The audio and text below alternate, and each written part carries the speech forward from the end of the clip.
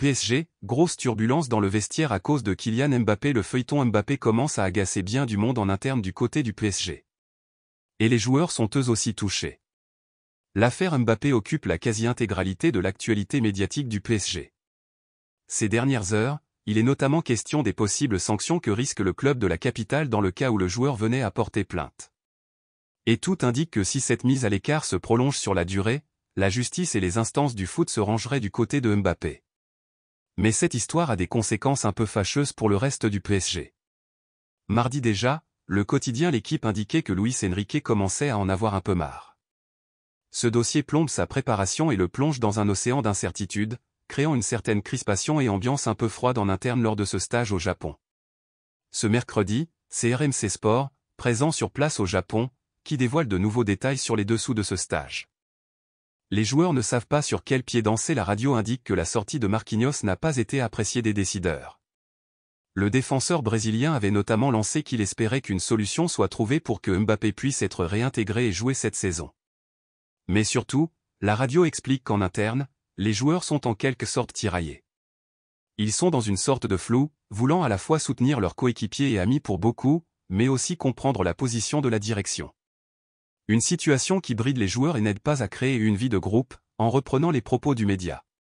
D'autant plus que Luis Enrique a besoin de créer une certaine dynamique de groupe, dans un vestiaire où on compte déjà cette nouvelle tête, en plus de l'apparition de plusieurs jeunes et des retours de prêt. Clairement, personne ne semble vraiment gagnant à cause de cette situation et tout le monde aurait intérêt à ce qu'elle soit réglée au plus vite. PSG, la grosse sortie médiatique de Lucas Hernandez sur son passé marseillais. Le défenseur du Paris Saint-Germain s'est exprimé sur son passé de fan de l'OM et sur les critiques qui avaient été formulées à son encontre par les supporters. C'est un transfert qui, du point de vue sportif, a fait l'unanimité auprès des Parisiens. Défenseur plutôt polyvalent puisque capable de briller dans l'axe comme sur le flanc gauche, et avec une grosse expérience dans les bagages, Lucas Hernandez est venu renforcer un Paris Saint-Germain qui cherchait de la qualité dans l'arrière-garde. En revanche, le passé de Lucas Hernandez n'a pas plu à tous les supporters parisiens. Effectivement, le joueur de 27 ans est né à Marseille et a déjà, par le passé, tenu des propos pro-OM. Tu n'es pas le bienvenu, le Marseillais. Et on te le fera savoir, avait notamment écrit sur Instagram le président du collectif Ultra Paris, Romain Mabille. Sur les réseaux sociaux, d'autres supporters avaient aussi fait part de leur mécontentement quant à l'arrivée du joueur qui avait tout de même osé ici c'est Paris. Lors de sa présentation en tant que nouveau joueur du PSG. Dans un entretien accordé au quotidien L'Équipe, l'ancien joueur du Bayern Munich a évoqué son adaptation au Paris Saint-Germain. Et forcément, la question de son passé marseillais est revenue sur le tapis. Il comprend les supporters, cela ne fait pas plaisir. Après, je comprends les gens parfaitement, je suis jeune et j'ai eu des propos maladroits sur l'OM et le fait que je ne jouerai jamais au PSG. Je suis conscient de la situation. J'arrive ici pour montrer à tous les supporters du PSG qui sont sceptiques que je suis là pour tout donner pour le club et ce maillot. Ils le verront très vite. Je suis très compétiteur et, dès mon premier match, je donnerai tout pour ce maillot, a d'abord lancé le joueur formé à l'Atlético de Madrid, qui est donc plutôt compréhensif avec les supporters qui ne voulaient pas de sa venue. Je suis né à Marseille, c'est vrai, mais je n'y peux rien. Je n'ai jamais vécu à Marseille, mon seul souvenir, c'est quand j'ai battu l'OM avec l'Atlético de Madrid en finale de la Ligue Europa. Sinon, je n'ai rien qui me rattache à la ville, aucun membre de ma famille n'y vit, a conclu le champion du monde 2018, qui veut absolument se détacher de cette étiquette marseillaise.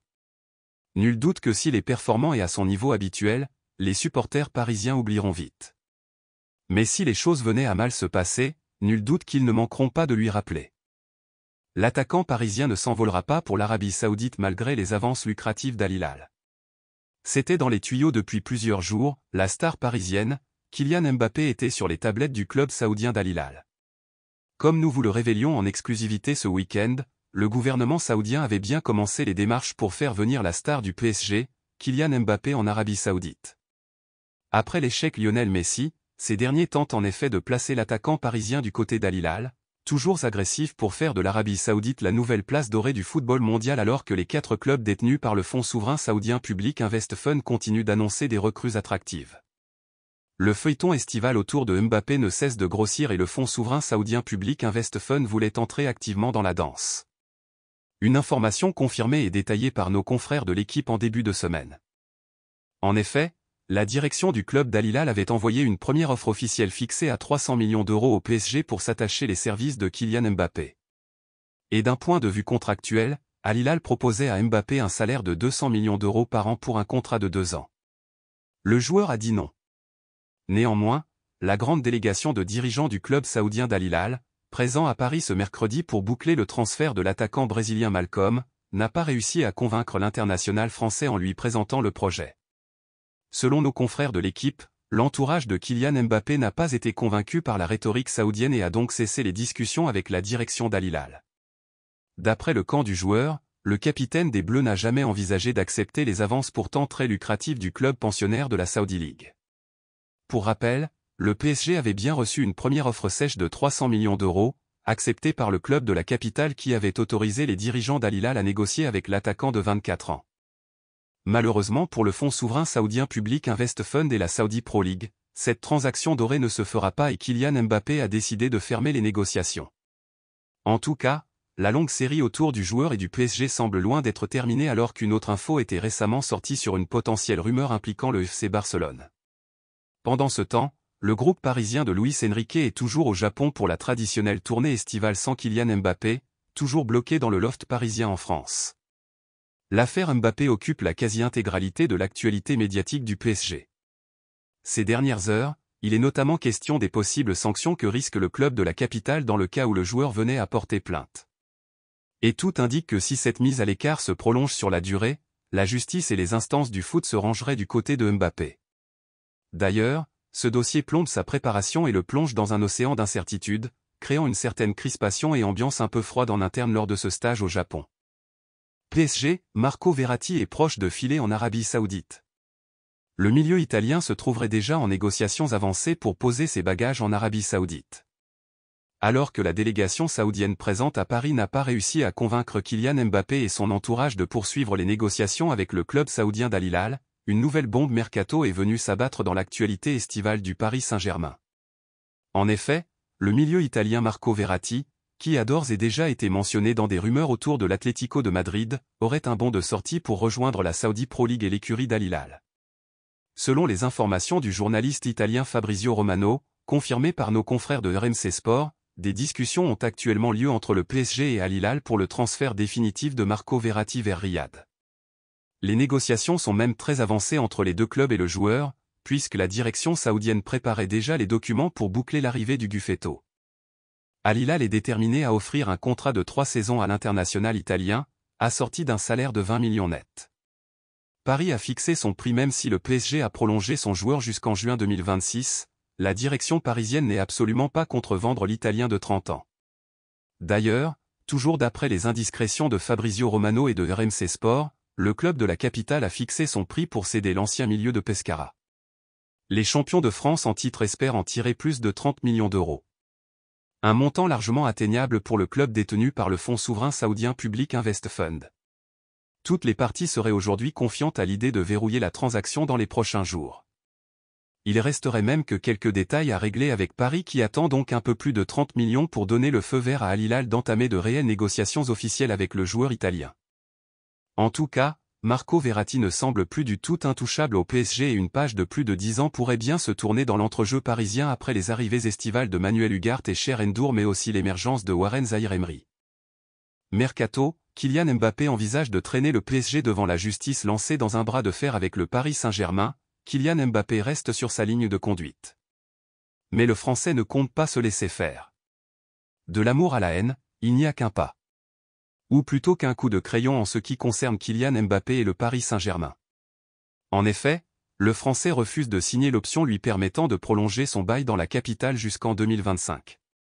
Cela, le joueur de 24 ans l'a signifié en prenant sa plume pour écrire une lettre au PSG le 12 juin dernier. Une missive que les dirigeants franciliens n'ont pas appréciée. Ils estiment avoir été trahis par KM7 et pensent qu'il a même déjà trouvé un accord avec le Real Madrid.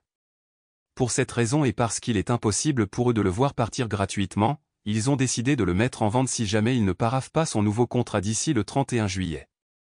Nasser Al-Khelaifi a d'ailleurs durci le ton en lui posant un ultimatum. Puis, le champion du monde 2018 a été écarté de la tournée estivale en Asie. Un acte qui marque un peu plus le divorce entre les deux clans. car Mbappé n'a pas l'intention de changer son fusil d'épaule. Il ne prolongera pas à Paris, qui a d'ailleurs accepté une offre de 300 millions d'euros de la part d'Al Hilal. Le clan Mbappé étudie ses moyens de contre-attaquer. Les Saoudiens discutent d'ailleurs avec l'entourage du Français selon AS. Mais difficile d'imaginer le joueur rejoindre la Saudi Pro League, lui qui clame qu'il veut gagner la Ligue des Champions. Relevo a d'ailleurs expliqué que KM7 préférait faire une saison blanche sur le banc plutôt que de rejoindre l'Arabie Saoudite. Difficile d'y voir clair. Mais ce qui est sûr, c'est que le joueur de 24 ans est pour le moment déterminé à aller au bout de son contrat dans la capitale. Il reste sur sa ligne de conduite et continue à participer aux entraînements avec les Lofters tout en prenant quelques bains de foule pendant que le groupe est au Japon. Mais il ne compte pas se laisser faire non plus. Hier, l'équipe a expliqué que le capitaine des Bleus et ses proches préparent leur riposte. Ils étudient les possibles façons de répliquer si jamais la situation venait à perdurer au-delà du mercato. Le quotidien sportif a rappelé que les écuries doivent respecter la charte du football professionnel et que le PSG ne pourra pas écarter indéfiniment le joueur si jamais il est encore sous contrat après la clôture du marché. L'UNFP a d'ailleurs menacé le PSG par le biais de son président Philippe Piat. L'UNFP a déjà menacé le PSG, c'est une guerre d'usure. La situation réglementaire permet au club de faire avec son effectif tel qu'il le veut. Après le 1er septembre, il faut que les choses reviennent.